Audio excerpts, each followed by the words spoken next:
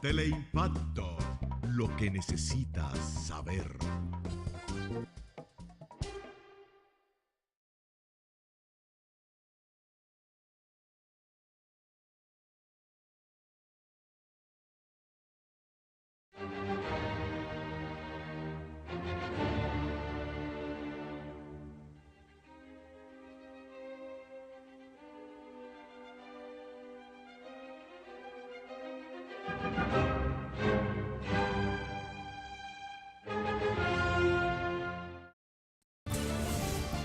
Dominicanos en todo el territorio de la República, les habla los Polipayananitas y Agenda Nacional tiene el privilegio de contar con un buen asesor para los temas que queremos tratar.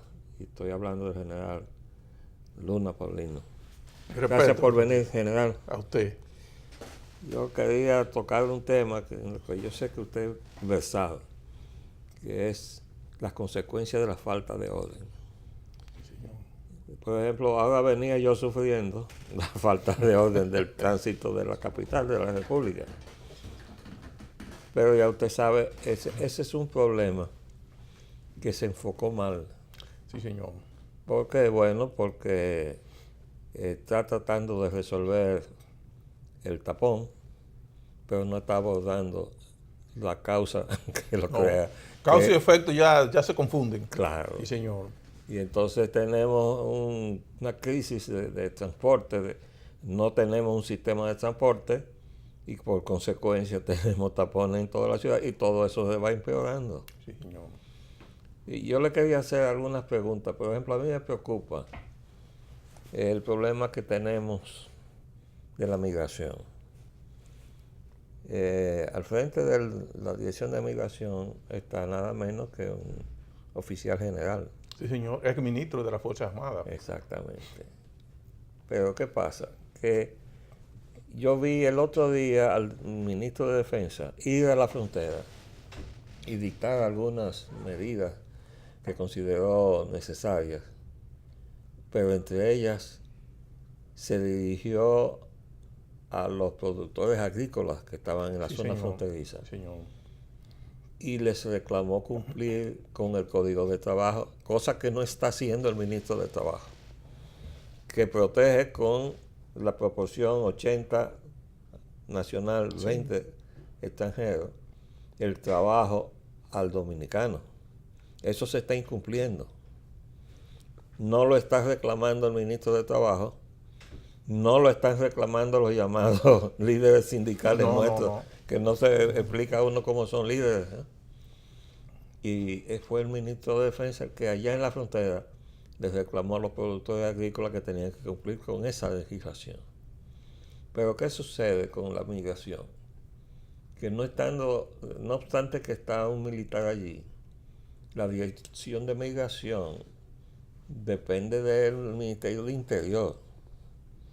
De manera que orgánicamente, desde el punto de vista de lo que es la organización del Poder Ejecutivo, pues la capacidad de coordinarse para una área tan estratégica como es la frontera, pues se rompe por el hecho de que, aunque hay un militar ahí, el director de migración no depende del ministro de Defensa, depende del ministro de Interior. Así es, sí, señor. Entonces, ahí vemos una situación y que yo le quería preguntar. Ahí tenemos una unidad que se llama CESFRON. Sí, señor. Explíquenos eso. El CESFRON es una unidad militar de cuál rama de la Fuerza Armada. Sí, es una unidad de frontera. Usted sabe que esa unidad tiene como meta principal, como objetivo principal, la protección fronteriza. Usted sabe que el sistema fronterizo, la seguridad fronteriza, es un sistema complejo, porque allí se hacen funciones de policía de frontera, pero también se hace migración, pero también se hace control de orden público especial. Entonces ya ha habido un desborde de la normativa y de los procedimientos. ¿Por qué? Porque el asunto de la migración ya no es cuestión de una normativa, ni de un procedimiento, ni es un asunto de una voluntad aislada de un incumbente.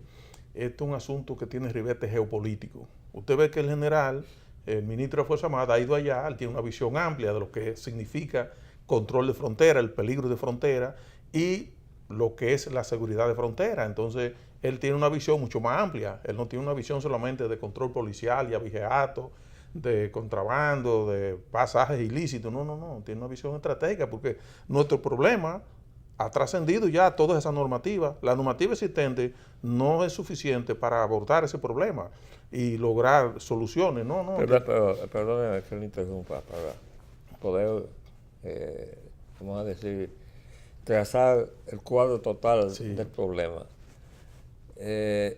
La encomienda que la Constitución le da a las Fuerzas Armadas es de preservar la soberanía sobre su territorio. Sí, señor. Pero eso es todo el territorio. Pero además, la Constitución le da el orden público especial terrestre a el ejército, que incluye el control de frontera. El orden público aéreo a la Fuerza Aérea y el orden público naval a la Marina de Guerra. Es decir, que esas son incumbencias específicas de cada uno de esos componentes de las Fuerzas Armadas. Entonces el Ministerio, como el Comando General de la Fuerza, de toda la Fuerza, pues tiene que supervisar a los incumbentes específicos. Pero volviendo al caso que usted plantea, es que fíjese lo que sucede. Cuando el ministro plantea, le dice a los agricultores, bueno, pero cumpla la normativa. El abordaje de ese problema, que es ya laboral, pero también de cuota, de inmigración, bueno, pues a prima facie no corresponde al Ministerio de las Fuerzas Armadas. Usted bien dijo. Que se trataba de obreros ilegales. Correcto, entonces ya ahí tiene que ir migración. El hecho de que migración o control de migración, como le quieren llamar, o la función de control de migración, lo ejerce un militar, eso no lo coloca bajo el Ministerio de las Fuerzas Armadas. Coincide frecuentemente que se pone un militar, pero la incumbencia específica no es militar, ya es otro tipo de control de frontera. Ahora, la unidad militar de frontera... No, perdóname, entonces, vamos a ver. Como isla que está ocupada por dos naciones distintas, tenemos entonces una frontera común y ahí hay una responsabilidad múltiple. Correcto, sí, señor. Tenemos que chequear que por esa frontera no pase nadie que no tenga la autorización de entrada. Sí. Eso es control de migración. Sí, migración. Ahí hay diferentes instituciones. Hay de seguridad, de inteligencia, también de vigilancia y protección física de las instalaciones. Y no, pero ya esa es la parte militar. La parte militar, pero también los servicios de inteligencia. No, yo digo en cuanto a evitar que entre al país nadie que no esté autorizado. ¿De quién es esa responsabilidad? Múltiple. Eso lo abordan diferentes incumbentes. Ahí tiene que ver Fuerzas Armadas, tiene que ver con eso, porque es seguridad fronteriza, pero también tiene que ver aduana, también tiene que ver migración, y también tiene que ver la Policía Nacional, y también tiene que ver los asuntos de aduanales. Son una fuerza, podríamos decir, conjunta, que actúan ahí en diferentes incumbencias, pero la Fuerza Armada tiene el control principal, que es el asunto de seguridad fronteriza. Es complejo, la situación es compleja, porque internamente, ya abordando el tema fuera de frontera, entonces ya en el interior del país, la cosa es todavía peor, porque por ahí es la entrada, pero el inmigrante no se queda ahí. El inmigrante viene al territorio nacional, y entonces tampoco en el territorio hay controles específicos, excepto normativas escritas. Bueno, pero de normativas escritas están llenos armarios y programas. Que no se cumplen. Sí. No, pero dígame, yo he visto en la prensa que ha habido agresiones a nuestra guardia de frontera. Sí. No, pero claro. Pero los han desarmado. Sí, pero con frecuencia. Yo estando misiones específicas de frontera, pero ya muy especiales, por asuntos especiales ya, de los embargos y esas cosas. Yo recuerdo que diariamente teníamos agresión y lucha cuerpo a cuerpo, incluso hasta heridos de ambos lados. Tanto soldados haitianos, porque en esos tiempos, en el 94, por ahí, pues existía el ejército haitiano. Y había, claro, eran asuntos ya de cosas personales entre soldados, pero habían agresiones, incluso a soldados les despojaban de sus armas y había que hasta negociar con ellos para conseguir esos fusiles nuevamente. Pero son asuntos ya de poca trascendencia y no se puede ver como una agresión al país, sino una desobediencia, un tipo de inconducta, una acción demeritada quizás de uno o dos o de una banda que no tenga nada que ver con asuntos políticos, porque eso se ve todos los días. En la frontera hay lugares que usted sabe que la gente le dice para qué son, quiénes son y qué hacen a cada minuto. Esa es la frontera nuestra.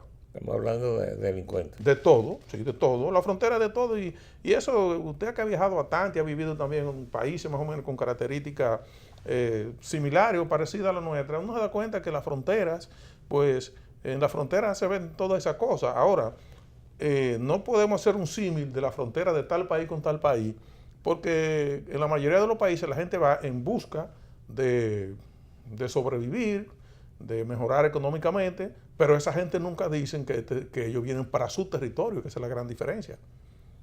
Pero mire, usted sabe que ahora que usted ha tocado eso, tenemos sí mucha semejanza con la frontera de México y Estados Unidos. Sí, sí, Colombia y Venezuela, Brasil. Exactamente, pero sí. México y Estados Unidos, ¿por qué? Sí. Bueno, porque allá se repite, o nosotros repetimos entre República Dominicana y Haití, lo que se da entre el territorio de Estados Unidos y México. Sí. Que desde luego tiene todas las complejidades que nosotros también tenemos. Hay cuestiones de narcotráfico, Correcto. hay tráfico de armas, bueno, cada rato Sí. se sorprende armamento de toda clase. Trata de blanca, que ya se ha desbordado también. Más que la tráfica de blanca, está lo que estamos haciendo, violando las disposiciones de migración con prácticamente una invasión de migrantes ilegales, que todos nosotros los que nos preocupamos por el país vemos con preocupación, porque no vemos que hay una respuesta efectiva. No, es que, como le dije, a mi entender, el problema ha desbordado todos los controles existentes. Y aun cuando los controles existentes, legales y procedimentales, funcionen, no son suficientes para resolver el problema. El problema tiene que ser abordado en otra dimensión, enfocado con otros objetivos, porque en las condiciones actuales no hay una legislación que permita al país ser eficiente en el control de la migración. Imagínese, si usted comienza, usted que conoce muy bien esto, porque y sabe que yo manejo eso, Sí, porque señor. esa es mi profesión. Sí, señor. Trabajo con organigramas. Digo, pasé de ser arquitecto de edificio Sí. a ser arquitecto Es imprescindible. del Estado, ¿no? Y digo, bueno, si no tenemos en el organigrama el aparato bien montado, Sí. y cuando eso comienza a funcionar con su descoordinación, lo que trae es un desorden y un caos. Y nosotros todos los días vemos profundizarse en una situación de caos en el funcionamiento del Estado dominicano. Con un agravante, que la gente lo va tolerando hasta que cree que Nos eso es vamos normal. acostumbrando a que eso está bien. Sí, correcto. Bueno, por eso cada vez que habla alguien con la experiencia del tiempo que, como quien habla, vivió de los 31 años que tuvimos aquí de dictadura, Sí. cada vez se escucha más gente gritando lo que está faltando, que es la disciplina que hubo en 31 años de dictadura. El país no está disciplinado para alcanzar los niveles de bienestar y seguridad que necesita. No está disciplinado. No, Algo ha fallado en las estructuras básicas. No, y comenzando por el cumplimiento de las reglas y las leyes. Sí, claro, fundamentalmente. Porque si las reglas y las leyes existen para que se cumplan. Correcto. Es mejor no hacerlas y no va a cumplir. Sí. Y entonces nosotros estamos viviendo esa situación. Bueno, yo le puse el ejemplo del Código de Trabajo. ¿Cómo es posible? Mire, yo acabo de ver un acto donde se juntó una buena cantidad de mis colegas, ingenieros y arquitectos, y se estaban premiando unos con otros. Ahí estaba la Cámara Dominicana de la Construcción. Yo responsabilizo históricamente a los dirigentes de esa Cámara, al que estuvo durante toda su vida, el colega Jim Moglia, y el actual Cristian Maluf, que era el vicepresidente y está ahí ahora de presidente. A ellos hace más de 15 o 20 años que el grupo de Unión Nacionalista los emplazó y les dijo: ustedes van a ser responsables de la haitianización del país, porque ustedes, utilizando haitianos en la construcción, Sí. y saltándose la protección que le toca en su fuente de trabajo a los dominicanos, ustedes van a ir haitianizando poco a poco el país. Y mire lo que ellos No, en las condiciones son responsables en gran medida. no hay retorno, en las condiciones actuales no hay retorno. Entonces nosotros tenemos una perversión tal que ni los empresarios que se benefician económicamente de usar la mano de obra haitiana, pero no cumplen la ley que dice que tiene que cumplirse. Sí. Pero no hay un gobierno que los obliga a cumplir, No hay fuerza. ni siquiera cuando se trata de contratos del Estado dominicano. No, es que no hay una visión estratégica, como siempre hemos planteado. No hay una visión estratégica para nada. Es la inmediatez, salir del periodo sin problema. Es lo único que estamos viviendo. Entonces así no se puede. El país no puede así. La cosa tiene que tener visión de futuro. Ahora yo pregunto, ¿y por qué los obreros dominicanos no votan a esos líderes sindicales y los reemplazan por portavoces genuinos de sus intereses? Porque es que yo veo que esos llamados líderes sindicales no protegen al trabajador pero es que dominicano. ellos son voceros de sí mismos, de más nadie. Ya el tiempo de esos líderes de la época pasó. ¿Por qué? Porque ellos están en un desfase histórico. Entonces ellos se representan a sí mismos y son empresarios, la mayoría, grandes empresarios o funcionarios oficiales, pero sindicalistas no ¿usted se da son. cuenta que el hecho de que los dirigentes sindicales no estén defendiendo a los trabajadores dominicanos equivaldría a que si la Fuerza Dominicana, las Fuerzas Armadas Dominicanas no defendieran el país? Claro, pero el símil es válido porque el sector sindical ya eso prácticamente es una marca, es una marca para marketing, pero eso no existe en la realidad. No, eso no existe. Ahora la identidad que hay es la identidad de género, laboral, la especialidad, por ejemplo, los que son expertos en banca, los que en banco, los que son expertos en marketing, los que son expertos en informática, esos grupos ya, porque el sindicalismo se ha disgregado. ¿Pero por qué? Porque usted dice, no hay un líder, no hay líderes sindicales, ya esa gente no, son empresarios la mayoría y otros representan... Pero ¿por qué los de abajo no se rebelan contra eso? Porque no tiene sentido del perjuicio que están sufriendo. Yo no me explico. La verdad es que yo me he juntado así casualmente en un par de oportunidades con supuestos trabajadores de la industria de la construcción. Sí. Y yo les he reclamado, bueno, ¿y por qué ustedes no se defienden? Arquitecto, mire, hay lo que se llama el panóptico moderno.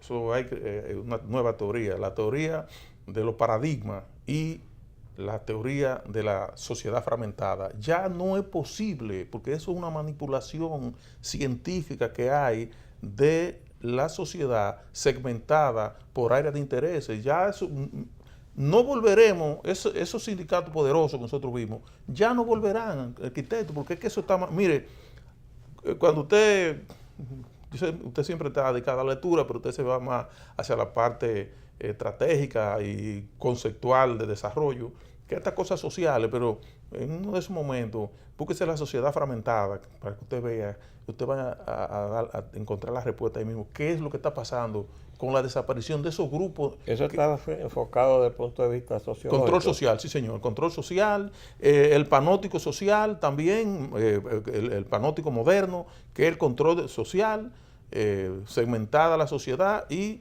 manipulada por grupos afines, grupos afines. Y también tenemos, creo que usted en un programa suyo, yo escuché eso y después abundé sobre eso, busqué más datos, sobre cómo se crean los paradigmas o la teoría del quinto mono. Todo eso es control social. Son grupos organizados que están incluso por encima del Estado. Llámese ONG y llámese grupo de intereses. Escúchame un momento. Una cosa es cuando una organización extranjera viene sobre un Estado a desbaratar ese Estado y viene con un plan ya armado de irlo desarticulando por partes hasta poderlo penetrar. Correcto. Poder penetrar su economía, viene, por ejemplo, la globalización neoliberal no es más que el aplastamiento de las fronteras económicas e institucionales de un Estado para poderlo penetrar. Sí, ya. Lo único que cambia es la táctica, pero el objetivo es el mismo, como usted dice. Es un desembarco. Sí, lo mismo. Lo único que se ha sustituido la fuerza material, militar, por otro tipo de fuerza, pero el objetivo es el mismo. Y entonces, no solamente el objetivo, sino hasta la táctica misma. Sí, correcto. Es una penetración sobre aplastamiento. Arquitecto, mire, usted una vez tocó un tema que siempre me llamó la atención y fue el símil histórico entre el problema nuestro de la migración y las querellas históricas de reclamos territoriales, lo que le pasó a Vietnam y a Camboya. Usted sabe que Vietnam reclamó a Camboya durante 700 años como una provincia. Y la gente se olvidó de eso. Pero los estrategas, los pensadores, los planificadores vietnamitas no se olvidaron de eso. Y cuando vino Pol Pot, al final, el Khmer Rouge y el Vietcong, que eran comunistas los dos, ¿qué hizo Vietnam? O Vietnam ocupó a Camboya o Kampuchea bajo el pretexto de que Pol Pot era un genocida. No, lo ocupó militarmente y se lo quería anexar. Si las Naciones Unidas no amenaza con movilizar el Consejo de Seguridad, Kampuchea o Camboya, como se llamaba antes, se lo hubiera anexado a Vietnam. Pero usted recuerda lo que pasó también, que es un símil que nosotros tenemos que ver eso, el caso de Kosovo. Los albanos kosovares, que cuando el camarada Hoffa era presidente de Albania, del socialismo, que era parte de la Unión Soviética, los albaneses se iban a Kosovo, y cuando vino la invasión de la OTAN, había un 16% de albaneses, y eso lo dividieron en la división de Kosovo. Esa parte se la dieron a los albaneses, pero otra cosa, usted recuerda al arzobispo Macario en Chipre, los famosos chipriotas turcos y chipriotas griegos, que es una isla igual que esta, y la dividieron. Cuando Macario era jefe, él solo, que a veces nosotros decíamos, porque estaba anciano también Macario, pero todo el mundo lo obedecía. Nosotros decíamos, bueno, ese es el Balaguer de allá. Por cierto que usted mencionó ahora Kosovo, los Clinton tuvieron la mano metida en el lío de Kosovo. Y Montenegro, en Montenegro también, eso lo fragmentaron, y cada grupo de poder internacional, sobre todo de los grupos de poder del llamado nuevo orden, que ya tendrán que hacer otro nuevo orden porque Putin se ha planteado allá que eso no va, y los chinos también, Xi Jinping, que dice que eso no va a ese nuevo orden. Bueno, ahí esa gente fragmentaron todo eso y eran grupos de presión, pusieron a sus socios a controlar esos nuevos países. Y si le da, usted no vio, en la red estaba circulando aquí, en las redes sociales, en internet, una tercera frontera. ¿Usted no vio eso? No. Pero ya hay unos grupos de aventureros, o no se sabe quién, de dónde salió eso. una tercera división de la isla, como era como en los tiempos de para el 1805, 1804, 1805, que usted sabe que estaba el Departamento Norte, donde, bueno, el Departamento Norte incluía parte, porque la isla estaba todo bajo control. Bueno, estaba Francia y España aquí, y en Haití estaban los haitianos ya independientes, pero cuando los haitianos organizaron geográficamente el territorio, políticamente, y toda la parte norte era el departamento Cibao. No, sí, yo he visto. ¿Y ya eso está circulando? No, yo vi. ¿En la red? No, y vi también en la prensa Sí. que los grupos empresariales de Haití y República Dominicana estaban hablando precisamente en la zona noroeste Sí. de unificar la promoción turística. Sí. Pero oye, y en la frontera, bueno, como eso es asunto de desarrollo, vamos a obviar eso porque hay una inversión muy grande ahí, puede ser que después se malinterprete, pero... No, pero además se nos acabó el tiempo. Sí. Por suerte que vamos a poder seguir el tema precisamente en su programa. Sí, sí, ¿no? cómo no. Sí, está Pero realmente esas tentativas que hace el sector privado son atentatorias contra lo que es la definición del Estado. El capital, la bandera de capital es una bandera falsa, llamada bandera falsa. El capital no tiene bandera nacional ni nada de eso. La moneda. No, efectivamente, porque el capital es internacional y no conoce de frontera. Bueno, pero vamos a ver. Mientras tanto, aquí estamos al pie del cañón. Les habló Leopoldo Espaillat Danita. Gracias, general. A usted. Hasta mañana, si Dios quiere.